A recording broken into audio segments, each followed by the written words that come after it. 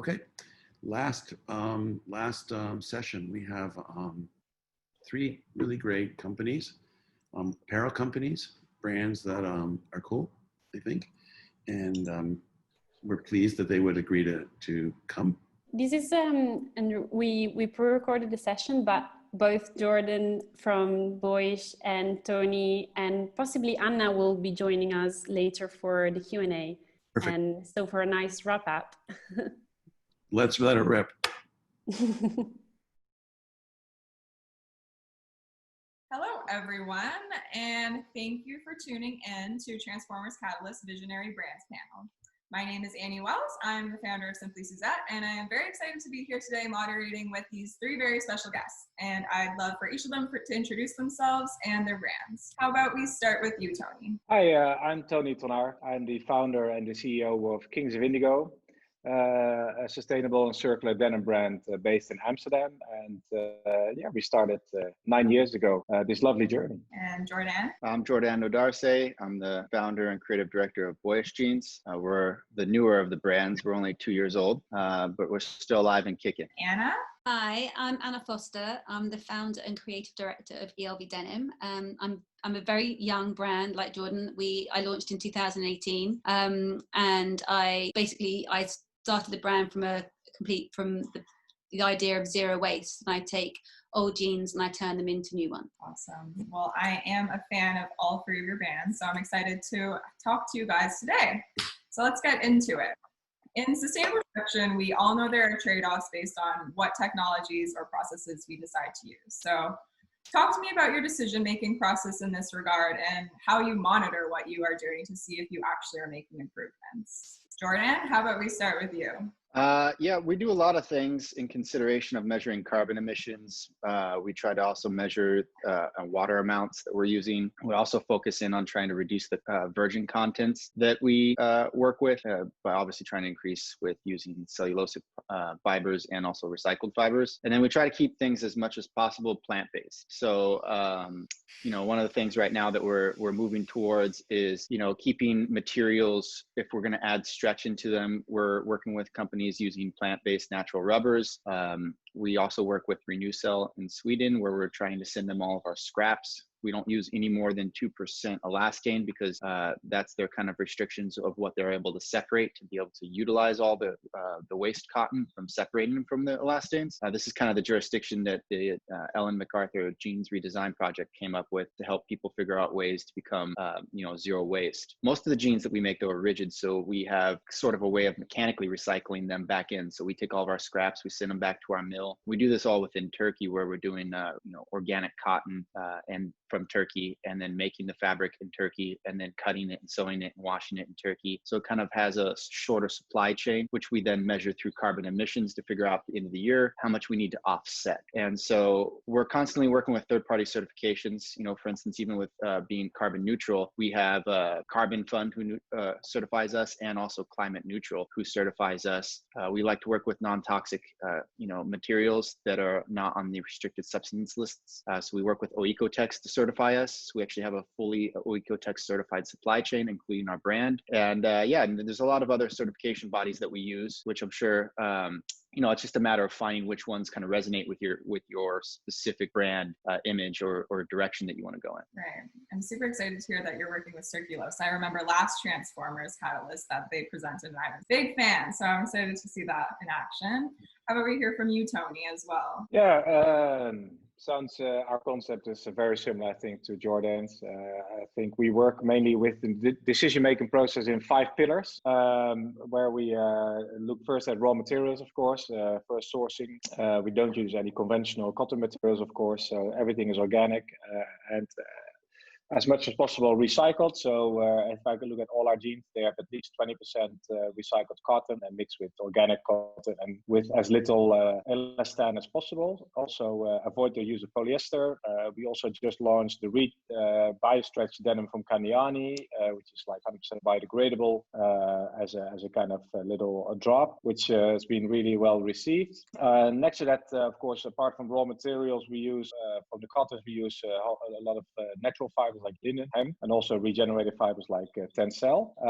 We do use a little bit of polyester in our jackets, so recycled polyester, and recycled wool we use for sweaters. So we also do quite a significant apparel collection next to our denim to give like a more lifestyle approach to our brand and to give full looks, to see how you can dress sustainable and cool at the same time. Next to that, we are part of the Fairway Foundation. So all our factories we use, which are mainly around the Mediterranean, so also Turkey, like Jordan said, Italy, Spain, Greece, Portugal. We do a little bit of hand-dyed indigo in India, and we work with Fairway Foundation to do audits to make sure that there's no child labor, there's unions, and there's fair working conditions, safe working conditions, no discrimination, etc. So I think it's the social part is very important to us as well, next to the ecological part, and also at producing as close to home as possible. So that's why we produce mainly around the Mediterranean, so we can transport everything by truck and by boat rather than by plane or by a long distance. Of course, recycling, upcycling, very important to us. Reusing, we have every year Reuse the Blues concept, for example, where we send for free garments to people and they can make new stuff out of it, to a kind of competition to enhance the do-it-yourself mentality. Washing, of course, a very important part. We do washes also. I think 70% of what we do is rinse, wash, and non-wash, but still 70% there's a significant part also which is washed, which is chlorine-free, which is permanganate-free. It's not everything is water-free yet. We do use laser and ozone to minimize chemical and water use, but still we use some water to get to a certain effect. So it's not 100% water-free yet, but working towards that. And yeah, more working from a sustainable company when we started towards a circular approach, which I think is the future of our denim business. Yeah, and I remember one time you mentioned that you'd love to see one jean made for one jean from one jean recycled, and I really hope that happens one day. But I'm happy you mentioned. Yeah, that would be the ideal situation. The perpetuum mobile, that we can keep recycling from without any loss of quality. We have a jean which is 75% recycled material and 25% tencel. So it's the Refibra fabric from Kalyani, which is amazing. No virgin cotton. But it's only the start, and I think that's where things are moving. Recycled contents are going up, and Anna, you kind of have a very different business model than Tony and Jordan. So I'm wondering if you can speak to us about kind of your process and also what you do with your own waste as well as operating as a zero waste company. Well, yeah, I mean, listening to you guys, it's there's so much you guys are taking on to try and change those, I guess, those traditional methods. And I get, I'm completely unconventional in that way, that I source my material from piles and piles of denim that would otherwise go to landfill. They are large sizes, unwanted styles, damaged. So I literally climb stories and stories of denim. I mean, when I started, I used to literally climbing piles and mountains, and I source the pieces that I need, because I only produce to order. I don't overproduce, and then I source all the denim. It comes back to me here in London, and then I work with a family-run laundry company called Kleenex, and Korosh comes in his electric car. He comes and picks up the denim. He takes it back to his laundrette and washes them, and so that's why we use 7 litres of water per jean to make that gets used to make a new jean. Because I think when I started doing this, hearing the statistics that it takes the same amount to make one jean that you drink in 13 years, same amount of water, that's, I know you guys are doing everything, on from the other side. When you start a brand, if you want to make them traditionally, you do need to, the water to make the denim. So I really, looking around, seeing all the denim that we have piling, giving up all these carbon emissions and toxic fumes, I wanted to really tackle the piles and piles of waste that you already have. So yeah, so Korosh washes them. He's literally around the corner. Then he brings them back here. We pair every pair of jeans. Everything's done by hand. And then I have an atelier, which is 5 miles up the road, and they make all the jeans there. I wanted to use, like Tony says, keep everything local. I really wanted to keep everything with a 5-mile radius from where I live and work. It obviously keeps the carbon footprint down, but also you get to work with your local community. And for me, working with an atelier who has really strong roots and links to the communities and within the local manufacturing industry is really important to me. I mean, we, in the East End of London, we offshored our manufacturing industry in the 50s in search of a cheaper manufacturing all the time, trying to get costs down. And we lost quite a lot of our heritage. And there are small pockets in East London that are really trying to bring that back. to the UK. And for me, it was so important to use those mainly, you know, they're amazingly skilled. And then we use for our leather labels, we use the waste from a leather manufacturer. So I go in there and whatever color he's got, I will just pick it, and then he'll make as many labels as he can out of that. And with if we have any waste, which is pretty little, I kind of make made to order children's jeans, so you can kind of have a mini me version of yours. So which is quite funny. My son and daughter have those. My older son refuses to wear them because he's just only into kind of things, sportswear. And then I work with the artist. Yeah, I work with the artist called Ian Berry, and he does the most, I'm sure you know his work, and he makes the most incredible, literally he paints with denim. And so I work with him quite closely because I can give him all those textures that no one else can. So I work with him, and then we have quite a few students. We have a whole long list of students that want denim for their graduation projects or their collections. So when we have anything left over, we contact our list and they come in and take what they want. And then if, you know, that's what we do. So we leave no waste behind. So, you know, I have a storage unit of things that I can't throw away because it's against all the principles of my business. But eventually that turns into something. So, you know, everything has a place. Yeah, I'm very precious about all those bits of denim because I know they'll come into, you know, being used somewhere. I mean, it's really amazing to see how much thought actually has to go into every single step of the process. Oh my goodness. Yeah, I think it's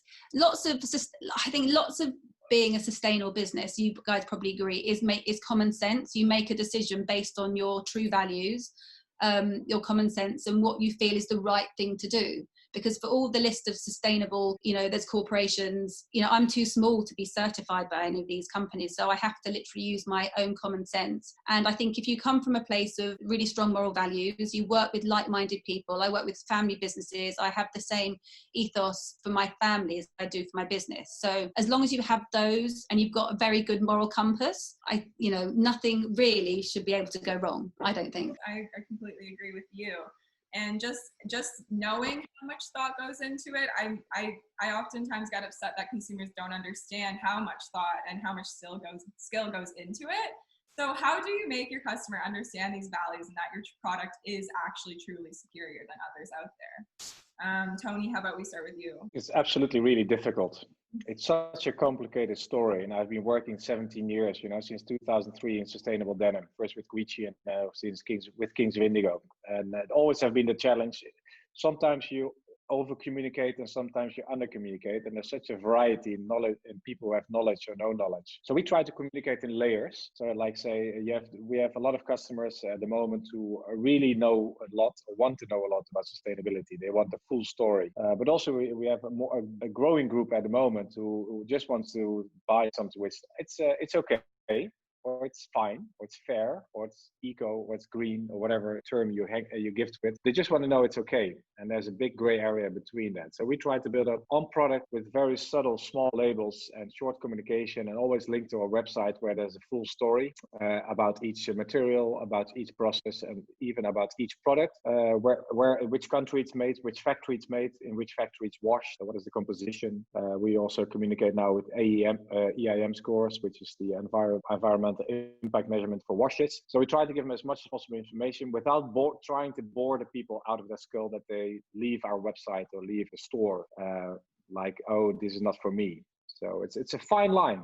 We also use humor, not to be too serious. If you take yourself too serious or be too activist, sometimes you also scare people away. So we try to make the unconscious people unconsciously conscious. And that is the biggest group of society. And that's where we can have the biggest effect, I think. We bring it light, but seriously and true.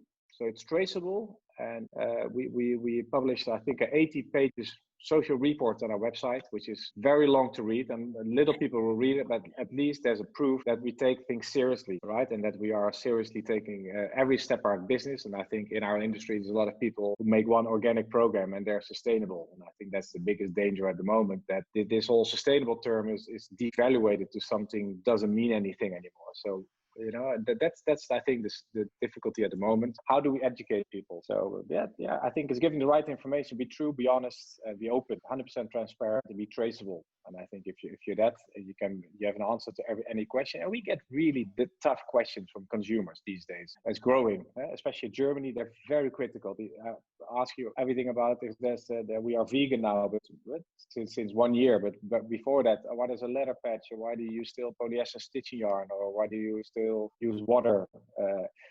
They're really critical, which is really good. It keeps us on our toes as well, and keeps us also extremely more motivated to keep on innovating. Definitely. I think consumers are getting super smart. So Jordan, how is Boyish tackling this one? Yeah, I agree a lot with what Tony says. We go through the same story.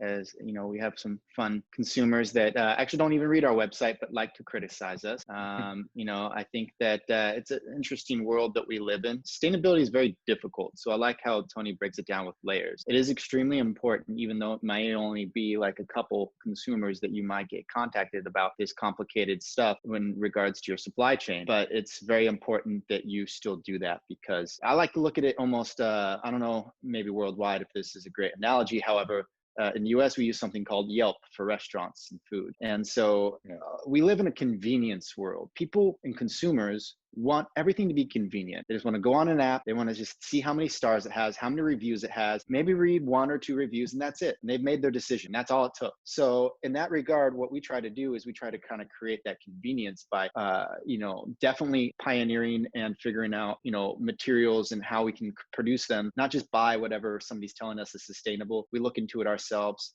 We have direct connections to chemical companies, machinery companies. We're working with them on the next new thing before it's even the next new thing. And then we communicate that to our consumers in 2 different ways. A fun, witty version, like Tony's saying, we try to make it fun because, it can be extremely boring, and it's extremely boring. People won't pay attention. And we also try to, give the technical versions of things and try to go as deep as we can. A lot of times I know people don't really care for understanding that we use enzymes in replacement of, like, for instance, hypochlorite bleaches and that we'll even use, replacements for the PP that are also enzymes. And people are just like, I don't understand, how are you able to use enzymes for everything? But we like to tell people who we're working with. And, also even on our website, we just even link it so people can, go and contact them themselves, because that's the important thing about sustainability is it's all of us working together. It's not, and that's the funny thing, because you can actually identify companies that aren't very sustainable by just looking at their transparency. Like Tony works very hard on that 80-page sustainability report on figuring out, hey, how did we do the last year? What are we doing for the next year? What are our goals? That communication is extremely key. So if you're working with a sustainable company that doesn't even have a sustainability report, that doesn't maybe measure their carbon emissions, that doesn't tell you where everything is, that doesn't even have an audit report that's visible through their through the website anywhere, anything like that, like those are red flags. And those red flags are what makes it very difficult for consumers to be able to understand, are these people actually even radically transparent, or are they just union busting? And this is something that people don't even understand, the differences between workers' rights and even employee rights that are right there in their front yard, pretty much. Yeah. So it's very important that you communicate this on both technical and also the 5-year-old methods as well. Yeah. You just mentioned transparency a lot, and I'm really curious. We have about 5 minutes left, so I'm really curious what all your thoughts are on using blockchain technology or tracers and fibers like FiberTrace to create a fully transparent and traceable supply chain. Because I find that the conversation has shifted from just sustainability, like any step in the right direction is a step in the right direction, to sustainability is enough. We need sustainability plus transparency now. So I'm wondering what your thoughts are on this. Maybe Anna, we can start with you on this. I know you have a small supply chain, but I kind of explained my supply chain in just before. Literally it's like 5 steps. I have a Journey of the Gene film, which I made, which, we went up with a film crew and we filmed exactly all the different parts. You see me drinking tea pretty much in every part because that's like my thing. I sit down and have cups of tea with every person that I work with, because that's how I would treat my family. So blockchain is something that I believe that is probably a step too far for my very small business. you know, I think the things that I want to kind of be very transparent for is my social responsibility as well as environmental responsibility. I think my consumers are more interested in kind of, they question me about kind of price, and I try to explain them very clearly that, you know, we put different values on the price of clothes than we did 100 years ago. And 100 years ago, a couture dress cost the same as it does now, and the same with a dress cost $20 in 1920, and it does cost $20 in 2020. So we've proportionately shrunk how much we are prepared to spend. And, you know, the same people that are questioning, I'm not saying you can't buy clothes at a smaller price, but you must buy less of them. Otherwise, it's the same principles of buying one item of it that is expensive. You know, we spend a lot of time trying to make sure that we put social causes and environmental causes in front of just mass producing. And I think for all three of us, that is something that part of our messaging to our consumers. And, you know, we can spend so much time creating these reports and, you know, investing in the blockchain. And it's at the end of the day, we're trying to make the right decisions for the environment. And we do back those up with how transparent we are.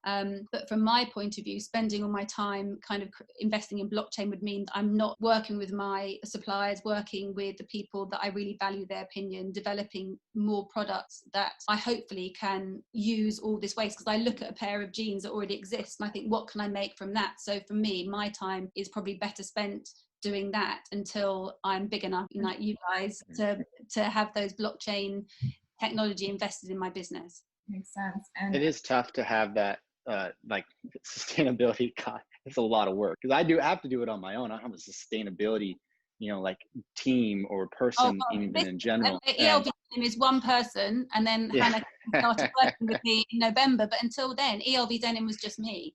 So it's actually, I'm tea maker. I'm everything. I am. Yeah, I clean the floors, wash the windows, everything. Well, no, it's good to be good to be versatile.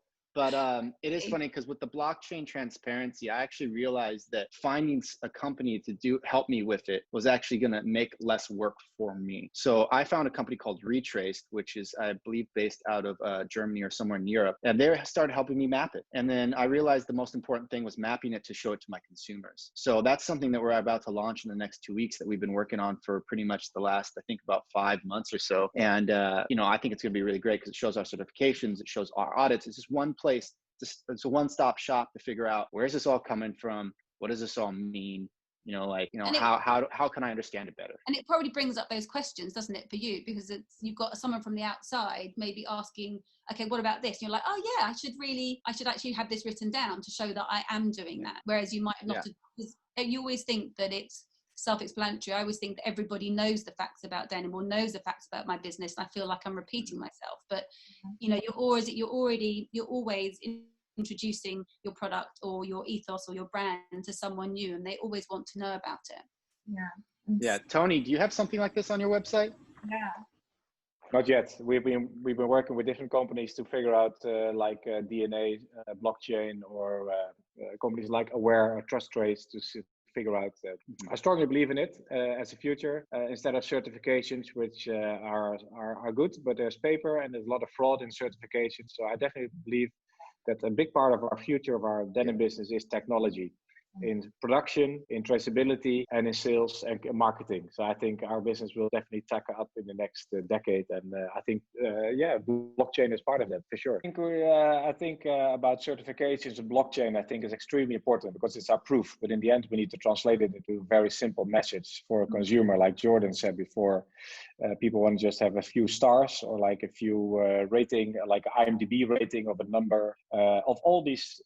As we use the 5 pillars, the social part, the ecological part, the waste using part, the footprint part, into a very simple decision-making rating where you can separate the boys from the men and the people who bullshit from the people who do this with their heart and tell a true story. And I think that's really important. I think that there are several organizations, like in Amsterdam, I think the House of Denim is working kind of like a blue hand thing with 5 fingers, similar to our 5 pillars, where you can get ratings on eco, social, waste management, water management, etc. And I think this could help. It's a simple system which is probably visually works the best, rather than having a long story which nobody will read. And I think most consumers, they won't make the decision. I mean, do you think that it would be possible, you know, for kind of all, you know, us three get together and say, right, we're all going to follow the same companies, we all want to use, so therefore it's easy for the consumer to be able to see the same, as you say, the same rating. They sign into one place and they see all our ratings together because we all decided to go for the same blockchain technology or the same company, the same corporation that was doing the certification. I think so. I think if one thing learned us in this COVID-19 period is that working together is the best way to get further, right? Yeah, and if we work together, we're all colleagues. And every denim show we go to, I think I feel more like I'm with my colleagues than I'm with my competitors. We share information. We're completely transparent. And join the ride. And I would love to work together with all denim companies to build up one certification or one rating, which is, it gives a simple, So maybe we need to ask the industry for.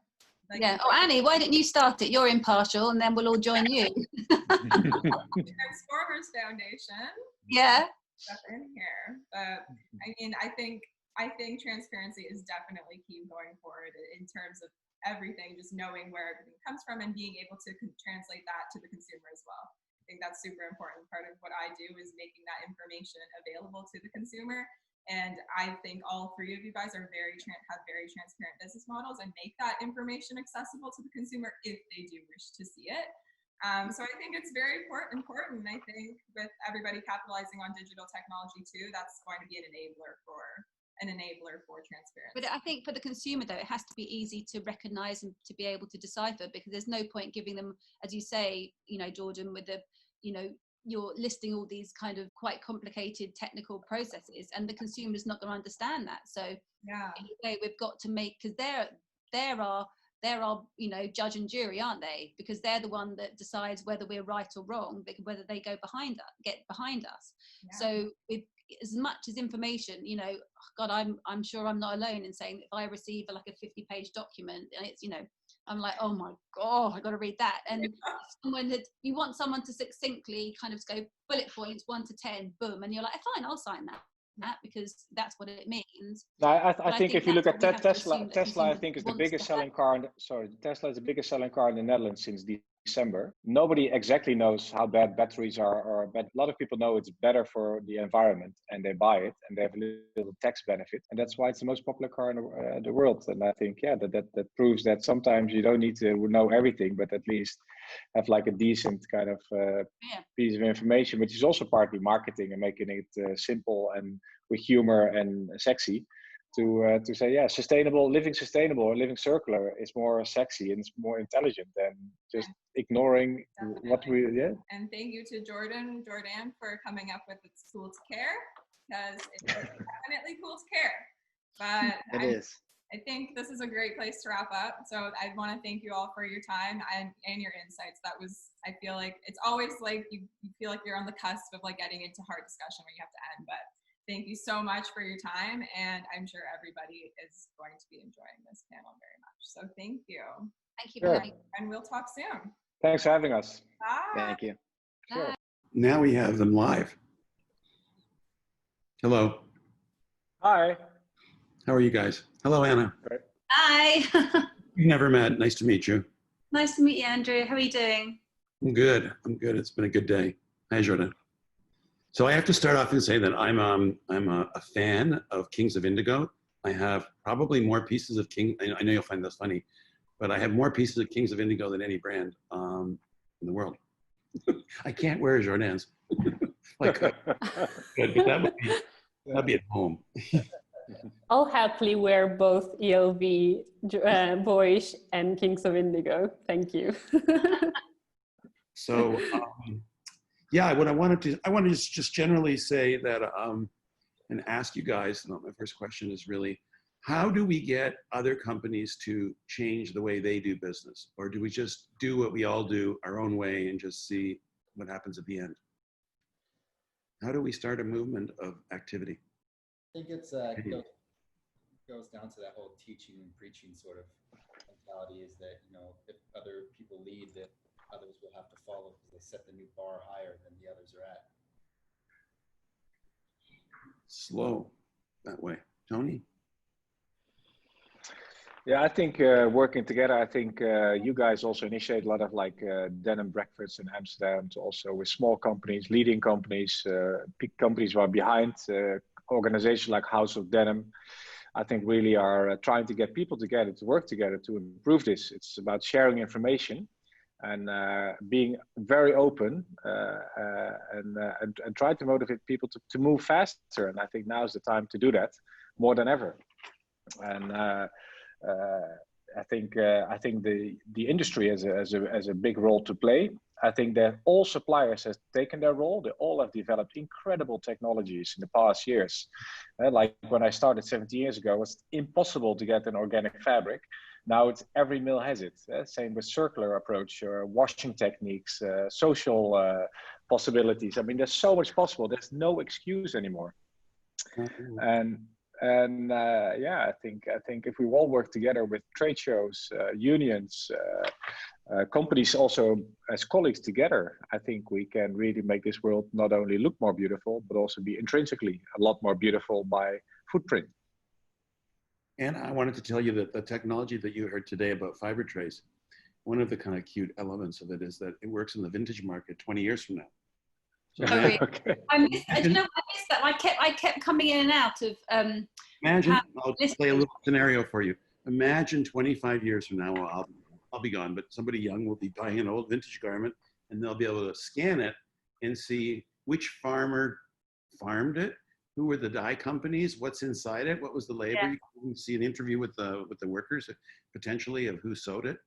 So that kind of technology to me is super interesting especially for the secondhand market, which is only going to grow probably. Yeah, maybe also people who pre-owned it is also quite interesting in that traceability. Yeah. King's grandmother, you had it. Sorry? Sorry, go ahead. No, I mean, I was talking about this because, you know, being within just kind of sourcing vintage denim, I'm learning more and more how denim goes from one place to another and then probably is shipped back to where it started again. And that's what kind of blows my mind is that you're visiting a vintage wholesaler and you find all these pieces of denim no one else wants, but probably started in the UK potentially and then meant to be sorted somewhere abroad and then comes back again. So right. Putting kind of, low frequency trackers, I was talking to my husband about it, and in some, denim that leaves the UK and then seeing where it goes and when it comes back again. I mean, it could be that it takes about 5 months because it's literally on a slow boat somewhere.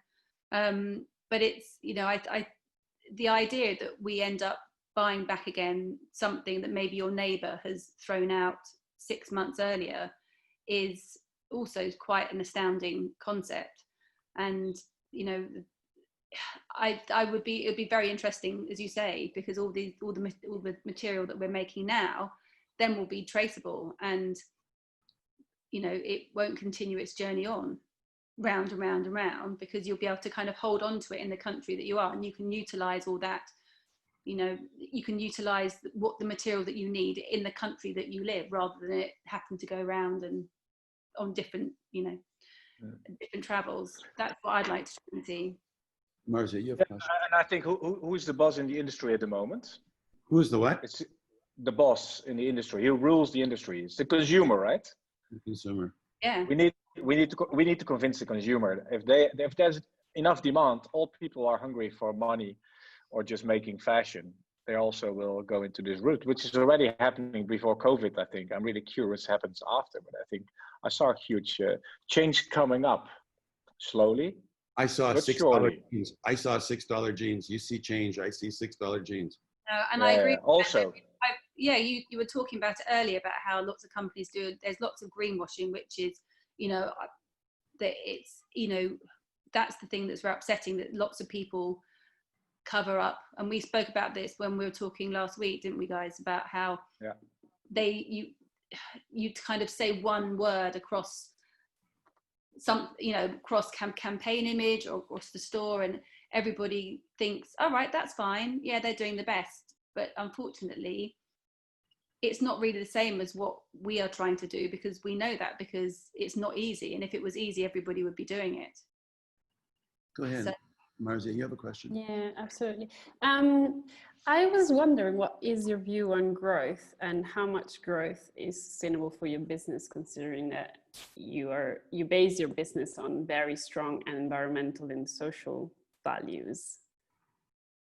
Oh, is that to me or to everybody? To everybody, anyone that wants to take it. Well, I think, you know, obviously, you know, you want something to carry on and succeed and grow, but I think any extreme growth would mean that your foundations aren't solid. So for me, a steady, I think sometimes you have to think you have to overproduce or over manufacture to grow, but actually if you're maintaining solid, I guess, growth in a very kind of slow, steady way, that's how I see, because otherwise you can just make mistakes. You can also work with the wrong people. I think everything has to be slow and steady to make the right decisions.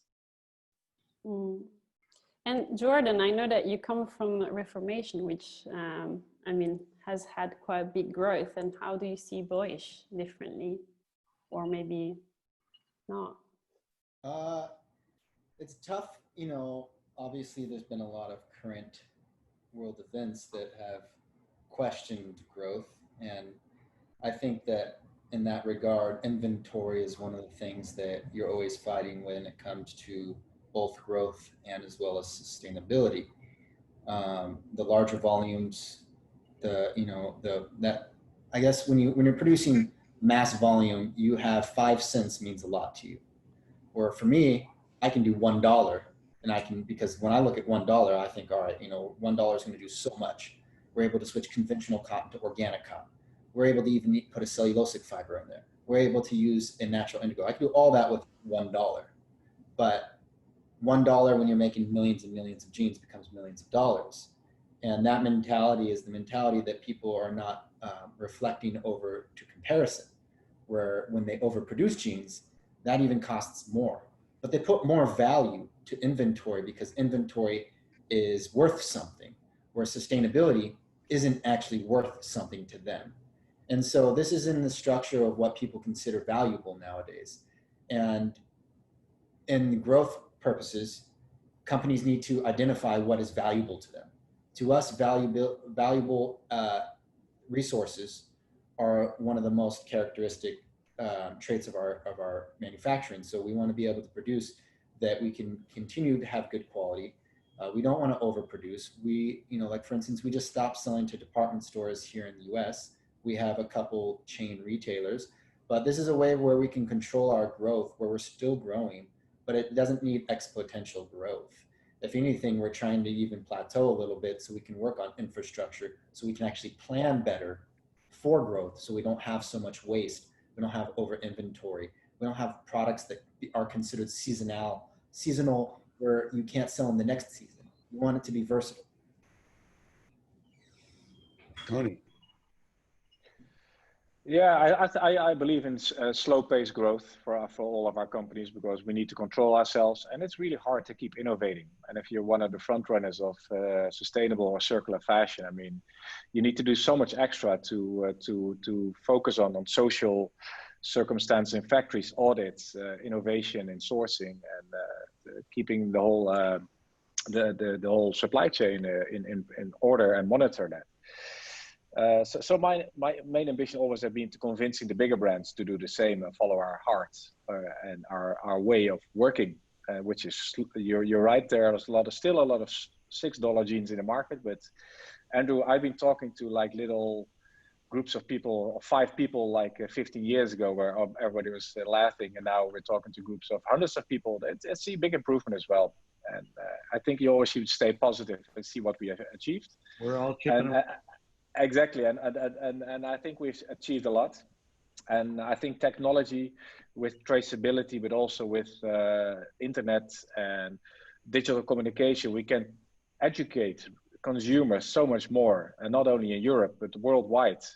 I think also show what's happening in production locations. Information goes so fast these days, so I really am positive that in the next 10 years we are ready for a bigger change than we have been in the past 10 years. And so my focus is not my own growth. My main goal is that our industry changes to work with less footprint and in a more social way. Can you guys sell on digitally? Yes, we do. You need the old-fashioned way of salesman samples everywhere and people running around showing them, or can you guys sell your products digitally? How do you see the next 2 years? All of you. We still make sales samples, which is horrible because I pay, I think, over 150,000 euros in samples every year, and we all know how hard it is to sell samples. Mm-hmm. The good thing is these days that you can also upcycle garments, and you can reuse them again. So I mean, it's not purposeless. And we're trying to educate our sales crews to sell more digital, but it's really hard. And our biggest market is Germany. It's still a very conventional market in how people buy, how retailers buy. Even if you look at the trade shows, you know, also, I mean, this season we've all seen a lot of digital trade shows. Andrew, you're a very good example of that. But I think it's more an addition at the moment than a replacement. And I think when we get further, the personal touch of doing business together is still very important. Most trade shows are like that. And same with showrooms and sales samples. People want to feel, people want to fit things. And I think when we have more 3D communication tools, or maybe we are better able to digitally convey the garment fit, the garment fabric appeal for buyer to buyer.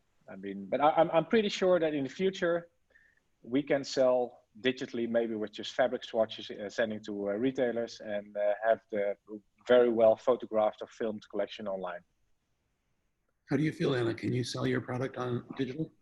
I've had a few Zoom sales meetings during the traditional June period, and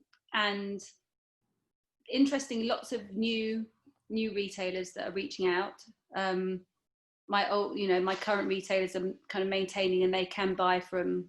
I kind of created some buyer's guides and videos where I basically went through the whole collection, and so I've made these guides that people can refer to all the time. You know, not just this season. And it's been interesting seeing that actually most of the meetings I'm having is I guess it's new territories. But you know, people still do want to touch the clothes. They want to feel it. They want to try things on.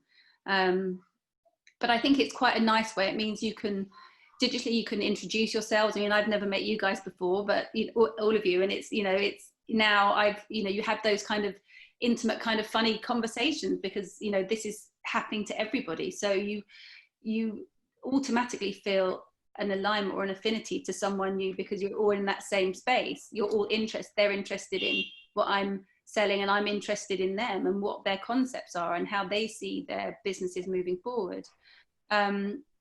So it's kind of initial conversations, and then it's the retailers will have to kind of take, I guess, a leap of faith, because you send samples abroad, which you don't really want to do. But I still feel fairly positive about the next couple of seasons. But I'm also dying at the moment, dying for the time where we can all get together again, and people can, in a way try and touch and feel what because we all make such an effort in creating the pieces that we do, and we want them to be seen and loved. So really you can only really get that, I guess, by just trying them on and feeling them and seeing the care and attention, the details and the finishing and all those things that you potentially lose when you look at it digitally. Sure, thank you. Jordan, can you sell your garments digitally? Yeah. On the internet, for sure. It must be like 10 or 15% of your business, right? Yeah, no, I mean, the internet's probably more like maybe 50-60% of our business. So we can. The internet business. We've implemented things like, digital fit software into our website to help people fits by using their iPhones to measure their bodies. We work with, delegating our information about our materials, how they fit. We have other girls do fit guides for us where they try them on, girls of different body types. A lot of different things that we work with on that work both for the wholesale market as well as for our direct consumer business. You know, we're definitely focused on increasing direct to consumer because when you have a more direct contact with your customers, you have more control of the information. You know, I work with wholesalers that don't even tell us what's selling well. You know, so ultimately it's like, all right, we're making stuff and we're giving it to them and we're praying, we're crossing our fingers that they sell it and they don't just return it magically one day, like seasons later, we're like, oh, well, if you want us to buy from you again, you have to take back all this stuff that we didn't sell that we asked you to make, and we didn't give you any information for you to react more in season. And those are the people that hopefully their businesses die, because those are the ones that are causing all these issues, causing companies to go out of business, causing, you know, waste and overproduction and all these sort of things.